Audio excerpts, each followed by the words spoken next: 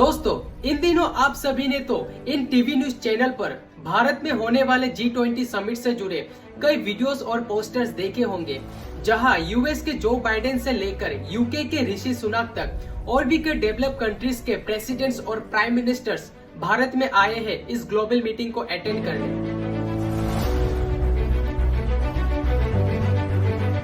आप सभी के मन में ये एक सवाल जरूर आ रहा होगा, आखिर ये G20 है क्या, इसे बनाया क्यों गया है, इसका मकसद क्या है और कौन कौन से देश इस G20 का मेंबर है और क्यों G20 समिट हर साल अलग अलग कंट्रीज में किया जाता है। इस वीडियो के जरिए हम वो सभी बातें आसान भाषा में समझेंगे। आप सिर्फ इस वीडियो को एंड तक जरूर देखें और इस चैनल को भी सब्सक्राइब जरूर करें ताकि इसी तरह का इंटरेस्टिंग वीडियो आप तक पहुंच सके। दोस्तों, G20 का मतलब है ग्रुप ऑफ 20 कंट्रीज। दिसंबर 2022 से नवंबर 2023 तक यानी इस साल भारत G20 का प्रेसिडेंसी होस्ट करेगा। 9 और 10 सितंबर को होने वाले न्यू दिल्ली के प्रगति मैदान में G20 समिट, जहां दुनिया की डेवलप कंट्रीज के प्रेसिडेंट्स और प्राइम मिनिस्टर्स आए हैं इस ग्लोबल मीटिंग को अटेंड करने।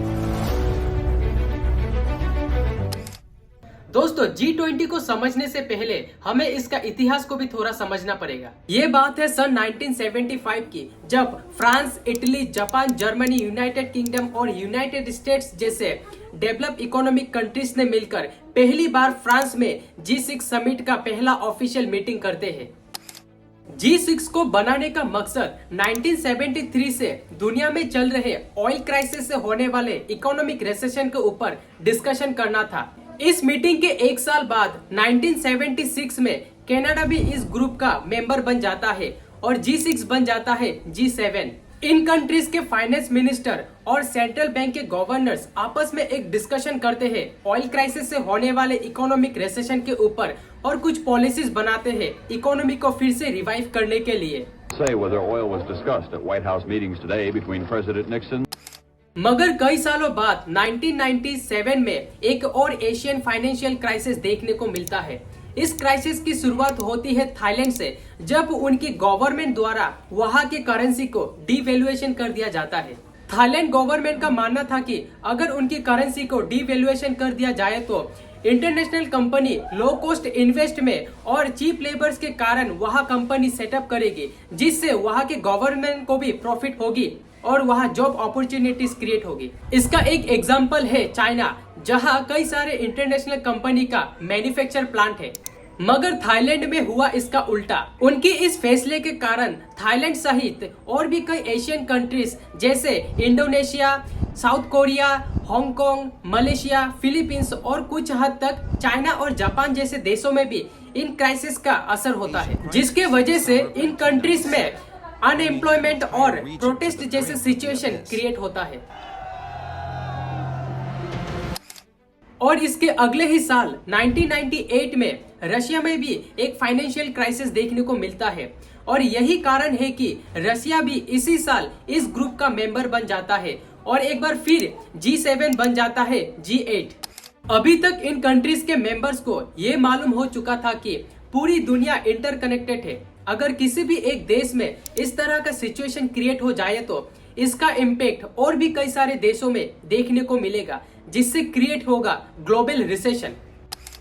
इससे बचने के लिए इन कंट्रीज के फाइनेंस मिनिस्टर और सेंट्रल बैंक के गवर्नर्स ने साल 1999 में वर्ल्ड की एडवांस और सबसे बड़ी इकोनॉमी वाले डेवलप कंट्रीज के साथ मिलकर G20 को बनाया गया था और इसे बनाने का मकसद था फ्यूचर में आने वाले किसी भी तरह का फाइनेंशियल क्राइसिस को कम से कम डाउनफॉल होने से रोका जा सके और वर्ल्ड इकोनॉमी को इम्प्रूव करके उसके डेवलपमेंट में कोऑपरेट और डिसीजन मेकिंग को सपोर्ट करना था।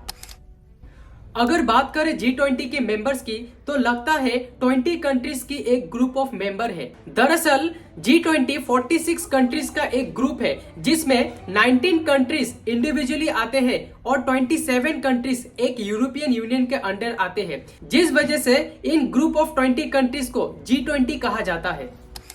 हालांकि G20 का कॉन्सेप्ट शुरू किया गया था साल 1999 में यूनाइटेड स्टेट्स ऑफ अमेरिका के वाशिंगटन डीसी में, मगर इसकी पहली समिट किया गया था साल 2008 में, जब यूएस में इकोनॉमिक क्राइसिस चल रही थी और तब से लेकर G20 समिट हर साल अलग अलग कंट्रीज में किया जाने लगा।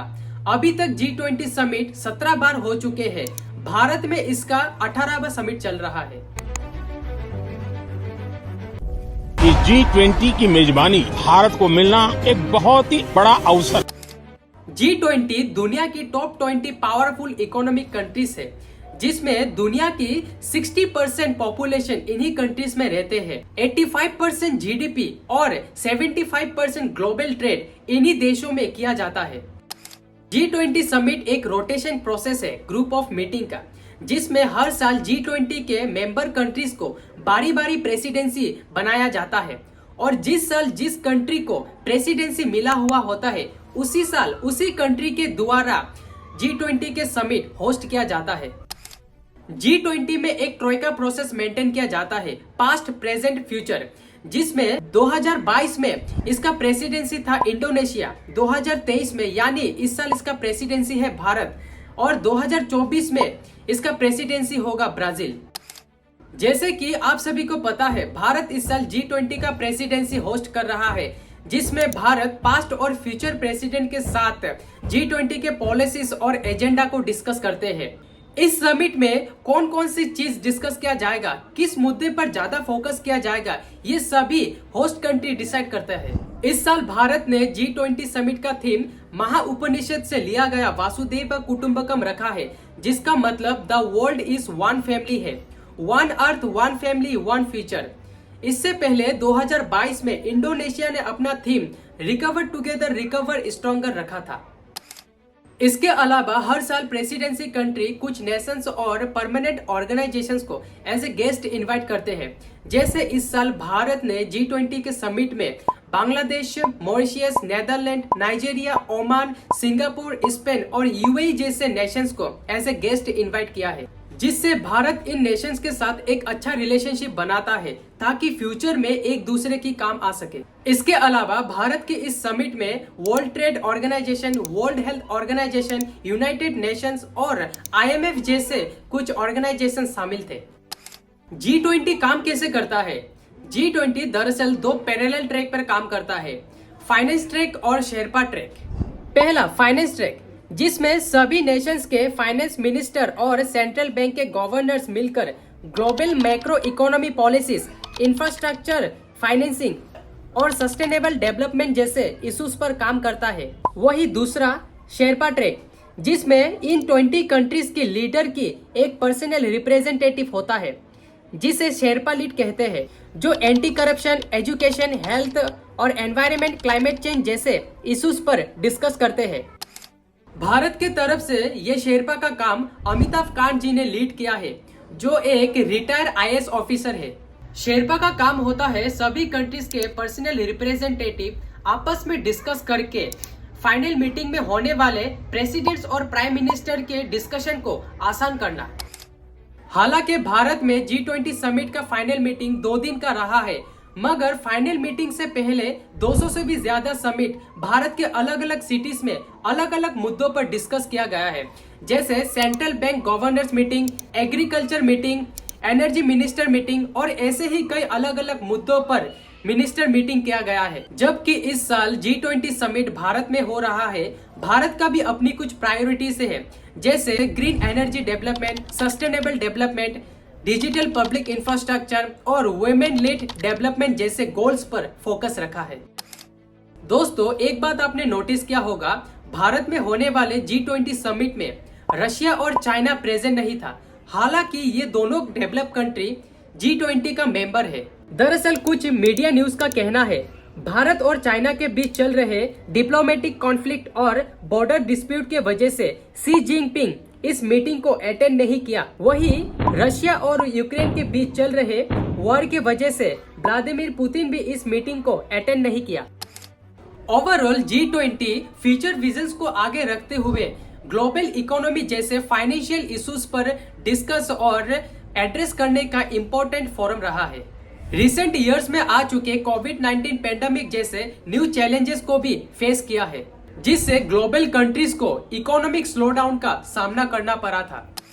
और फ्यूचर में भी G20 इसी तरीके से ग्लोबल इकोनॉमी को इम्प्रूव करने में और सस्टेनेबल और इंक्लूसिव ग्रोथ को प्रमोट करने में अपना रोल प्ले करता रहेगा। अगर आपको ये वीडियो पसंद आए तो प्लीज वीडियो को लाइक और चैनल को भी सब्सक्राइब जरूर करें। Thanks for watching.